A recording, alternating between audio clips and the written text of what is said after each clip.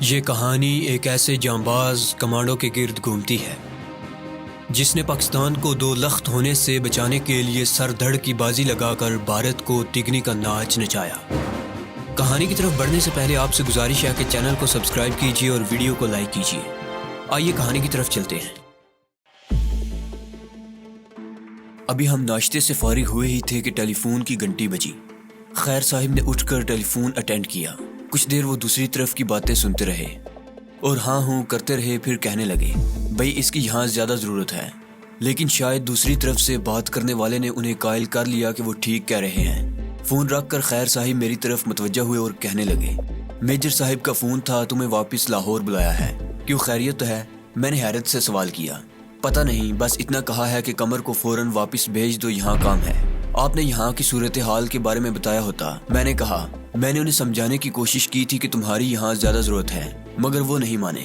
بہرحال تم تیاری کرو، اگر میجر صاحب نے تمہیں بلایا ہے تو یقیناً بہت ہی ضروری کام ہوگا۔ لیکن خیر صاحب، میں کچھ کہنا چاہتا تھا مگر زبان نے ساتھ نہ دیا۔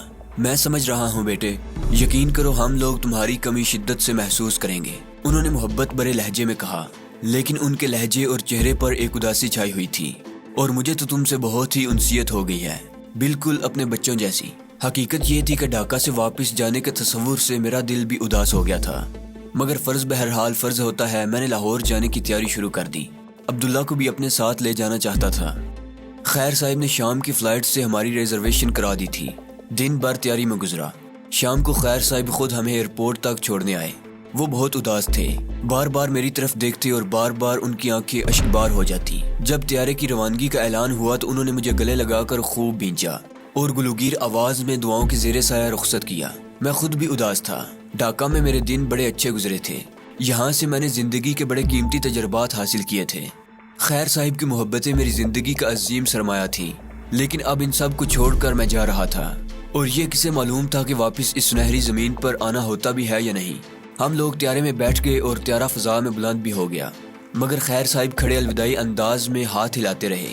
میں بھی جہاز کی کھڑکی سے انہیں اس وقت تک دیکھتا رہا جب تک وہ مجھے نظر آتے رہے۔ پھر خیر صاحب، ایئرپورٹ، بلکہ پورے ڈھاکہ کا منظر گہرائیوں میں روپوش ہو گیا، مگر میری نظروں کے سامنے خیر صاحب کی چہرہ اب بھی موجود تھا۔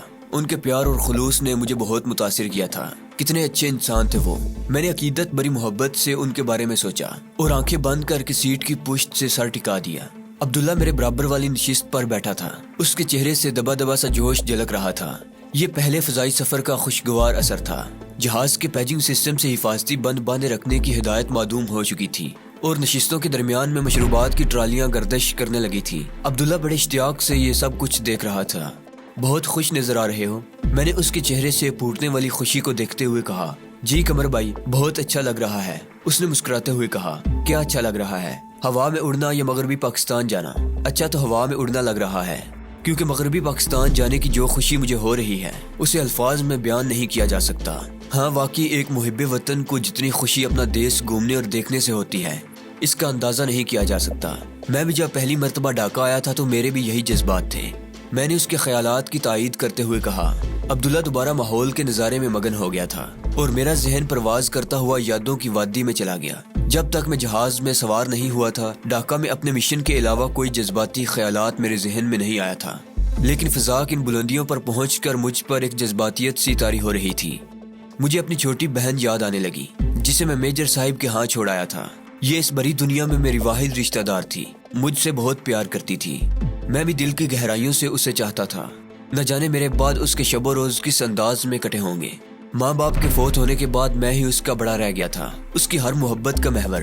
ماں باپ کا خیال آتے ہی ذہن اس حادثے کی طرف مڑ گیا جب ظالم دشمن کی بزدل فوج نے رات کے اندھیروں میں ہمارے نہتے اور محو خواب شہریوں پر شب خون مارا تھا، اور سینکڑوں لوگوں کے ساتھ میرے والدین اور بہن بھائی بھی شہادت کے عظیم رتبے پر فائز ہو کر اپنے خالق حقیقی سے جا ملے تھے۔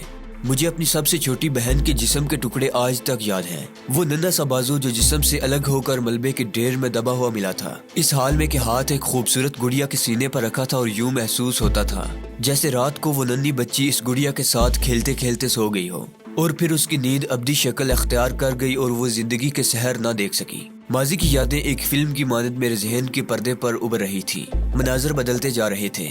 میں نے دیکھا کہ میں ہاتھ تھامے بت بنا کھڑا ہوں، جیسے مجھ پر سکتہ ہو گیا ہو۔ کچھ لوگ میرے سامنے کھڑے تھے، نہ جانے کون تھے۔ کبھی لگتا یہ میرے دیکھے والے لوگ ہیں، کبھی سب انجان لگتے۔ تب ایک چہرے کو میں نے پہچان لیا، یہ میجر صاحب تھے۔ میں ان کے قریب پہنچا اور ان کی آنکھوں میں آنکھیں ڈال کر اور اپنے ہاتھ میں پکڑے ہوئے تحفے سے بازو کو ان کے چہرے کے سامنے جلاتے ہوئے انتہائی زہریلے لہجے میں کہنے لگا، میجر صاحب آپ جانتے ہیں یہ ہاتھ، یہ معصوم ہاتھ، یہ ننھا سا بازو کس پھول جیسے جسم سے جدا ہوا ہے؟ جانتے ہیں آپ وہ جسم کس قدر پیارا تھا، کتنا لاڈلا تھا ماں باپ کا؟ یہ ہاتھ میری چھوٹی بہن بیبی کا ہے، یہ میری بیبی کا ہاتھ ہے۔ میجر صاحب، میں نے ہذیانی انداز میں چیختے ہوئے کہا، شاید مجھ پر ہسٹریا کا دورہ پڑ گیا ہے۔ میں مسلسل چیخ رہا تھا۔ تب میجر صاحب نے ایک زوردار تھپڑ میرے چہرے پر مارا اور میں دوبارہ ملبے پر جا گرا۔ منظر بدلتا ہے، ہر طرف جنگل ہی جنگل پھیلا ہوا ہے۔ میں ایک اونچے سے ٹیلے پر جھاڑیوں میں چھپا ہوا ہوں اور نیچے کی جانب تکے جا رہا ہوں، جہاں دو انسانی حیولے زمین پر رینگتے ہوئے تیزی سے اس طرف جا رہے ہیں جدھر سے موت ٹینکوں کی صورت میں ان کو دبوچنے چلی آ رہی ہے۔ لیکن نہ جانے یہ کون دیوانے لوگ ہیں کہ خود بڑھ کر موت کو گلے لگانے جا رہے ہیں۔ تب میں نے ایک عجیب و غریب منظر دیکھا، انتہائی عجیب بلکہ ناقابل یقین۔ میں نے دیکھا کہ وہ دونوں انسان خود ان ٹینکوں کے نیچے لیٹ گئے، پھر دھماکے ہوئے اور سارا منظر آگ اور دھوئیں کی نظر ہو گیا۔ نہ جانے یہ منظر کب تک میرے ذہن کے پردوں پر دکھائی دیتے رہے کہ اچانک میں نے اپنے برابر بیٹھے عبداللہ کو کچھ بے چین ہوتے ہوئے محسوس کیا۔ وہ دونوں ہاتھوں سے اپنے کانوں کو رگڑ رہا تھا۔ میں نے اسے دیکھا اور مسکرا کر پوچھنے لگا، کیا کان بند ہو رہے ہیں؟ جی، وہ بکھلا کر بولا۔ مگر آپ کو کیسے معلوم ہوا؟ دراصل ہوائی جہاز میں ایسا ہوتا ہے، تم ایسا کرو کہ چیونگم چبانے کے انداز میں منہ چلاتے رہو، پھر ایسا نہیں لگے گا، میں نے کہا، اور اس نے میری ہدایت پر عمل شروع کر دیا۔ کچھ دیر بعد لاہور پہنچنے کا اعلان جہاز کی محدود فضا میں گونجا اور لوگ دھڑا دھڑ حفاظتی بیلٹ باندھنے لگے۔ جہاز نے شہر کے اوپر ایک چکر لگایا اور تھوڑی دیر بعد اس کے ٹائر رن وے کو چھو رہے تھے۔ ہم جہاز سے اترے اور ضروری کاروائیوں سے فارغ ہونے کے بعد جب ایئرپورٹ کی عمارت سے باہر نکلے تو ہمارا استقبال کرنے والا کوئی نہیں تھا۔ میں نے ایک ٹیکسی پکڑی اور اسے میجر صاحب کے گھر کا پتہ بتا کر پچھلی نشست پر براجمان ہو گیا۔ عبداللہ بھی میرے برابر ہی بیٹھ گیا۔ جلد ہی ہم میجر صاحب کے بنگلے پر پہنچ گئے۔ کال بیل بجتے ہی چوکیدار نے مین گیٹ کی ذیلی کھڑکی میں سے سر نکال کر جھانکا اور میرے چہرے پر نظر پڑتے ہی فوراً دروازہ کھول دیا۔ یہاں سب لوگ مجھے پہچانتے تھے، لہٰذا بغیر کسی رکاوٹ کے ہم لوگ سیدھے ڈرائنگ روم تک جا پہنچے۔ میں عبداللہ کو بٹھا کر میجر صاحب کے کمرے میں چلا گیا۔ شاید انہیں میرے آنے کی اطلاع ہو چکی تھی، کیونکہ جیسے ہی میں نے ان کے دروازے پر دستک دی تو اندر سے فوراً میجر صاحب نے آواز دی، یس کم آن۔ میں دروازہ کھول کر کمرے میں داخل ہوا اور میجر صاحب کو سلام کیا۔ وعلیکم السلام مائی سن، خوش آمدید۔ انہوں نے دیر تک مجھے گلے سے لگائے رکھا، پھر خود سے علیحدہ کرتے ہوئے اپنے قریب ہی پلنگ پر بٹھا لیا۔ اس دوران ملازم چائے کی ٹرالی لے آیا۔ عبداللہ کو اس کے مختص کمرے میں پہنچا دیا گیا۔ میں نے چائے بنائی۔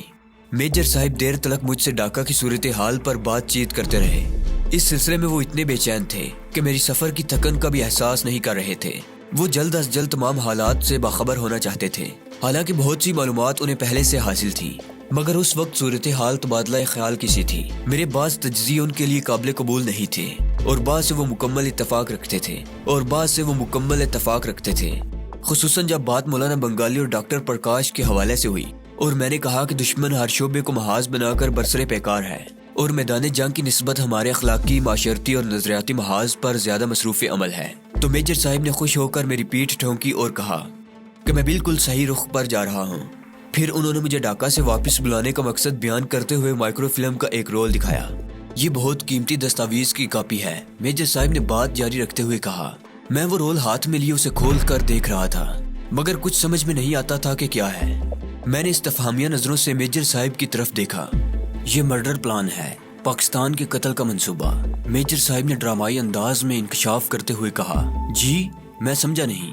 میں نے کہا، پاکستان کا قتل یعنی پاکستان کو دو ٹکڑے کرنے کا منصوبہ، میجر صاحب نے اسی انداز میں کہا، اور میں کچھ نہ سمجھنے والے انداز میں بیٹھا انہیں دیکھتا رہا۔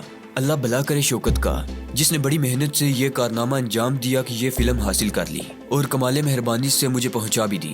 ٹھہرو، میں تمہیں تفصیل سے بتاتا ہوں۔ وہ جان گئے تھے کہ ان کی کوئی بھی بات میرے پلے نہیں پڑی۔ معاملہ کچھ یوں ہے کہ شوکت میرا بچپن کا دوست ہے، کالج تک ہم نے اکٹھے ہی تعلیم حاصل کی تھی۔ اس کے بعد میں تو آرمی میں چلا گیا اور شوکت کو انٹرپول میں جاب مل گئی۔ وہ بہت تیز آدمی ہے، اسی لیے بہت جلدی ترقی کر گیا۔ اس کی اور میری دوستی میں مضبوطی پیدا کرنے والی مشترک چیز وہ جذبہ حب الوطنی تھا جو شاید ہماری گٹی میں پڑا تھا۔ میری طرح وہ بھی پاکستان کے لیے جان دینے کو ہر دم تیار رہتا ہے، تو اس نے نوکری اور جان کو خطرے میں ڈال کر اس کی ایک کاپی حاصل کی اور مجھ تک پہنچا دی۔ میں ہمتن گوش تھا۔ میجر صاحب ذرا دیر سانس لینے کو رکے اور پھر گویا ہوئے۔ تم نے دیکھا ہوگا کہ فلم میں جو تحریر ہے وہ ناقابل فہم کوڈ ورڈز ہیں، میں تو شاید تمام عمر اس کو سمجھ نہ پاتا۔ شوکت نے بڑی ارکریزی کے بعد اسے ڈی کوڈ کیا اور مکمل متن میرے حوالے کر گیا۔ یہ مرڈر پلان ہندو، یہودی اور سرخ سامراج کی ملی بھگت سے تیار ہوا ہے اور اسے عملی شکل دینے کے لیے بدنام زمانہ تنظیم مافیا کے ایک خطرناک رکن آندرے پوف کو انچارج بنا کر بھارت بھیجا گیا۔ وہ آج کل یہاں لاہور میں اپنی ایک ساتھی لڑکی کے ساتھ ایک فرانسیسی سیاح کے روپ میں ہوٹل 5 اسٹار کے کمرہ نمبر 36 میں ٹھہرا ہوا ہے۔ شوکت نے یہی اس کے سامان میں شامل ایک ریڈ بک سے یہ مائکرو فلم حاصل کی ہے۔ مکمل پلان کی کاپی تو وہ تیار نہ کر سکا تھا، مگر جو کچھ اس نے حاصل کیا وہ بھی اہم ہے۔ یہ ہے اس پلان کا متن جو شوکت نے ڈی کوڈ کیا ہے۔ میجر صاحب نے سائیڈ ٹیبل کی دراز سے ایک کاغذ نکال کر میری طرف بڑھا دیا۔ میں نے اسے لے کر پڑھنا شروع کیا۔ لکھا تھا، مرڈر پلان 1969۔ مسلم قوم کی تاریخ کا بغور مطالعہ کرنے، ان کی نفسیات سے مکمل واقفیت حاصل کرنے اور ان کی کمزوریوں کا مکمل ادراک کرنے کے بعد مشترکہ مفادات کمیٹی نے چند تجاویز مرتب کی ہیں۔ پاکستان جو دنیا کی سب سے بڑی اور مضبوط مسلم ریاست ہے اور جسے اسلام کا قلعہ سمجھا جاتا ہے، ماہرین نے گہرے مشاہدے کے بعد یہ نتیجہ اخذ کیا ہے کہ یہی مسلم ریاست مستقبل میں کمیونزم، ہندوازم اور کیپیٹلزم کے لیے سب سے بڑا خطرہ بن سکتی ہے۔ لہٰذا اس ریاست کو مکمل تباہی سے دوچار کرنے کے لیے مرتب شدہ مرڈر پلان پر عمل درآمد کرنے کی سفارش کی جاتی ہے۔ Murder plan 1969 in charge. اس پلان کو پایہ تکمیل تک پہنچانے کے لیے کامریڈ آندرے پوف کا نام تجویز کیا جاتا ہے۔